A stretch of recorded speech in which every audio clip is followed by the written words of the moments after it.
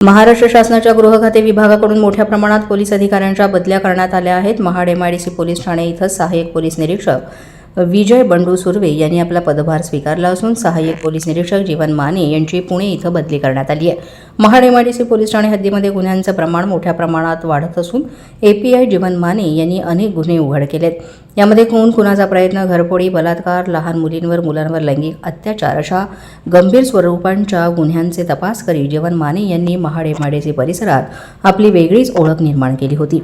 प्रामाणिक आणि कर्तव्यदक्ष तसंच कोणत्याही राजकीय आमिषाला बळी न पडता सहाय्यक पोलीस निरीक्षक जीवन माने यांनी 2 वर्ष महाड एमआयडीसी पोलीस ठाण्याचा कार्यभार प्रामाणिकपणे पाहिला।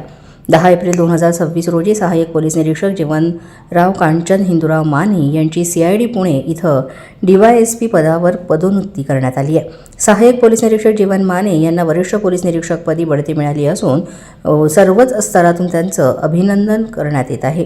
तर सहाय्यक पोलीस निरीक्षक विजय सुर्वे यांनी महाड एमआयडीसी पोलीस ठाण्याचा नवीन पदभार स्वीकारला आहे। एपीआय विजय सुर्वे हे देखील प्रामाणिक आणि कर्तव्यदक्ष अधिकारी म्हणून त्यांची मोठी ओळख आहे। विजय सुर्वे यांनी यापूर्वी मुंबई, महाड, गोरेगाव, माणगाव अशा मोठमोठ्या पोलीस ठाण्यांमध्ये प्रामाणिकपणे काम केले।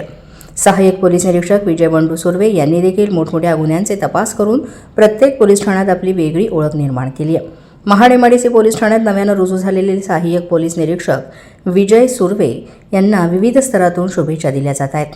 महाड एमआयडीसी पोलीस ठाणे हद्दीमध्ये मोठ्या प्रमाणात गुन्हे घडत असताना याच पार्श्वभूमीवर नवनिर्वाचित सहाय्यक पोलीस निरीक्षक विजय बंडू सुर्वे हे कशा पद्धतीनं गुन्हेगारीला आळा घालतात हे पाहणं आता गरजेचं आहे।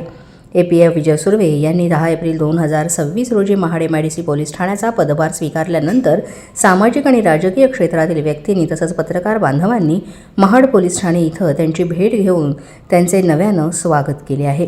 जागृत महाराष्ट्र न्यूज, रामदास चव्हाण, महाड, रायगड।